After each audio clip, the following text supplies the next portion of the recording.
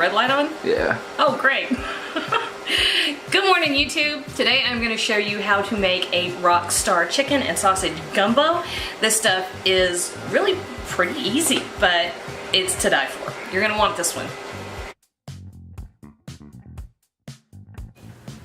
Alright, so if you're going to make a gumbo, you got to make a roux, right? And I've got, I don't know, 5 or 6 videos already posted. They're several years old, so the lighting is not fabulous. Sorry about that. But it's got everything, it's got more than you ever wanted to know about how to make a roux, right?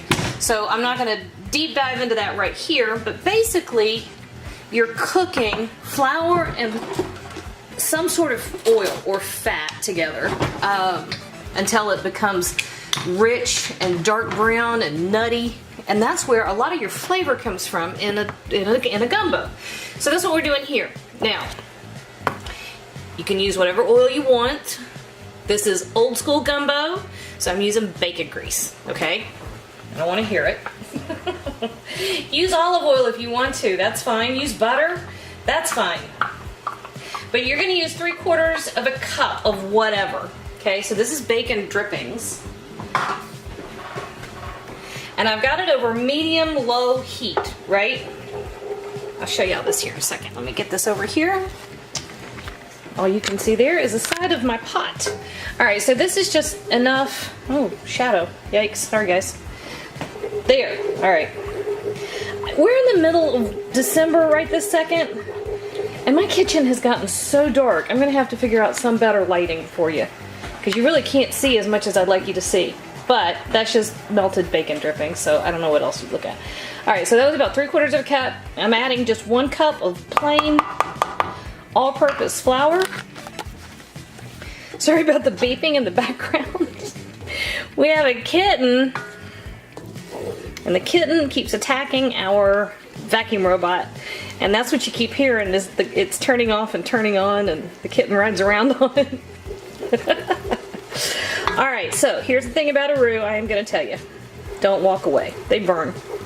They burn, and once they're burned, you can't go back. And this can take 20, 30, even 40 minutes. So at this point, you're just patient. You're just stirring. And that's all there is. And that's all I'm going to be doing. Okay? I'll show you something when there's something to see. Alright, y'all. This, 20 minutes, I guess. Long enough for me to run the trinity, onions, bell peppers, and celery through my food processor and shred it up real well. This would be called a peanut butter roux. It will track like that when you run a spoon through it. It has thickened, but not terribly much. And if we let it keep going, which I'm going to let it go a little bit longer, this is like a peanut butter roux. It will turn into a chocolate roux or a dark chocolate roux. But this is also when you really want to be careful not to walk away, because it will burn. It will burn fast. The other thing is, this is like liquid napalm. Seriously, do not let that splash on you. One of the reasons why you want to use a nice deep pot. Okay. Now in the meantime, what I did do, I got a food processor for Christmas, so I'm using it for everything. I did not mince my vegetables. I ran them through here because I wanted to. If you want to mince yours, that's fine. Go ahead. And then right here, I have about 1 pound of sausage. Typically, you would want to find andouille sausage. However, if you live in a tiny place that you can't find it, kielbasa will work. Not ideal, it's not authentic, but it will work, right? We are not using seafood in this particular gumbo because I got a kid that just doesn't want it. So I'm using chicken and sausage. The sausage is pretty traditional, the chicken is not. And because I'm using chicken and sausage, I'm not using a seafood stock, although if I were doing this with shrimp and crawfish, I would try my best to make a shrimp or shellfish stock just to use for the gumbo, okay? Alright, so here we go. Here's our next step. We're going to take all of our sausage and drop it in, just like this. And you know what? Cut this however you want. Okay, remember you're going to be eating this probably with rice. But whatever size you think will work for a bite. When I'm making soups and stews, I like to think of what will fit on a spoon, right? So these are pretty big, but it's not so big that it wouldn't work. So we're just stirring this in. Don't fall. And then I've got a couple pieces of pepper that didn't cut very finely, but that's all right.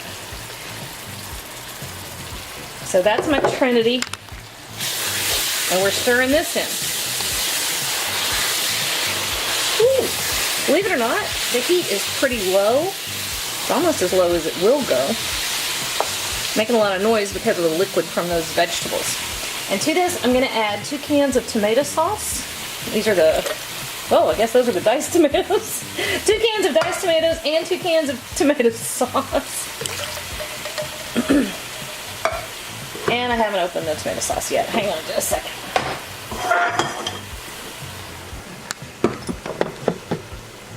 That's not. I gotta find a better angle. The tripod doesn't work. Nothing I've done with the tripod works for the stove. I don't know why we just can't seem to get it in the right spot. And I've got it sitting on a big Christmas, like a cereal bowl that just turned up one day. I don't know where it came from. But then you end up just looking at the side of the pot, which I don't think is ideal either.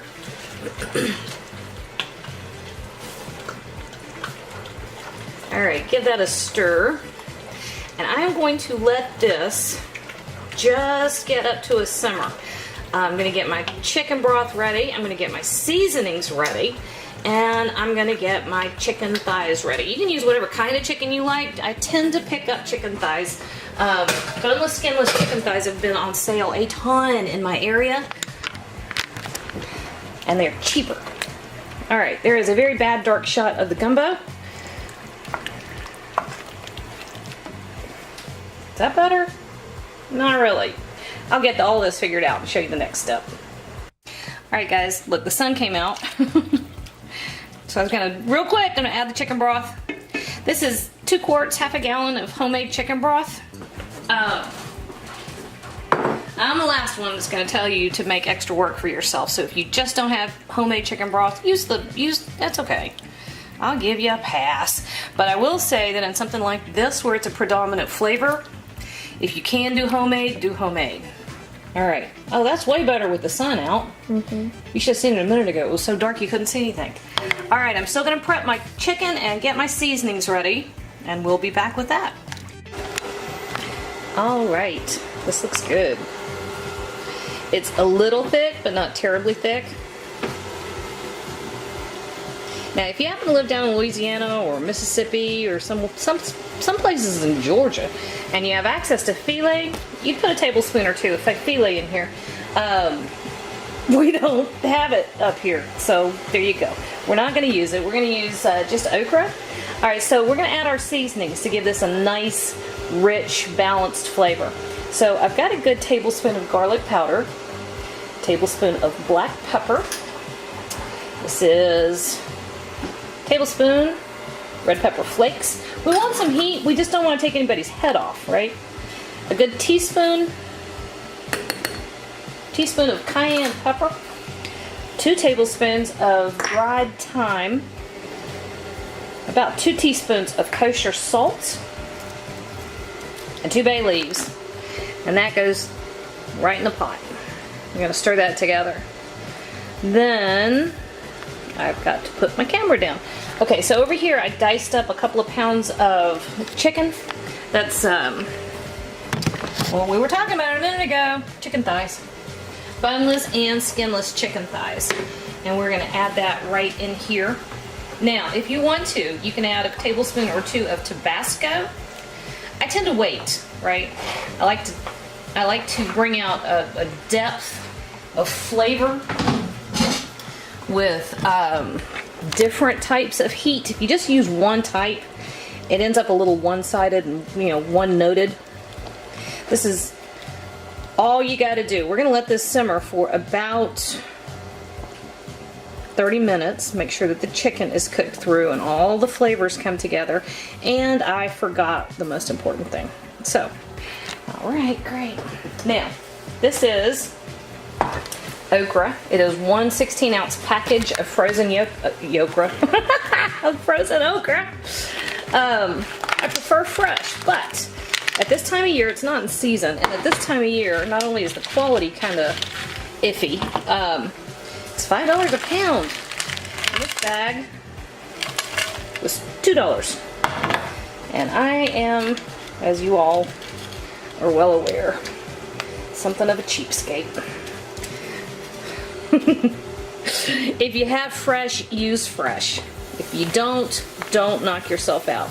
Now the okra is what we're using to help thicken this up a little bit. It has that kind of mucilaginous funk going on, and the slimy thing won't come through in your gumbo, but the okra is, I really think it's necessary for the texture. Actually, you can see that's already gotten nice texture to it. So, all right, we're gonna let this sit. We're gonna keep it at a bare simmer. We're gonna give it half an hour, and then we will be back to taste and see what we need to fix. All right, y'all, here we go. Bladen has already been in here and given me his thumbs up, his approval, so I know it's good. It has simmered, it has gotten nice and thick. The chicken is cooked perfectly. Now, you can let this simmer a little longer if you want to, but there's really no need. And if you get it too long, a couple things will happen. The thickening agent from your roux will continue to break down, and it will become less thick, and you'll overcook the chicken, right? So, I gotta grab a spoon. Let's see how we did.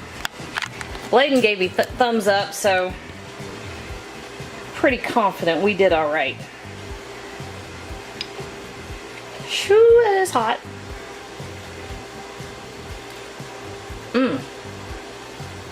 Oh, daggone y'all. That's better than even I thought it was going to be. Hey YouTube, thanks for watching, and if you thought that video was helpful, do me a huge favor. Hit like, hit subscribe, hit the little bell so you get a notification whenever I post a new video. And if you have a second, hop on over to Patreon and check out how to support my channel even more. Again, thanks for watching.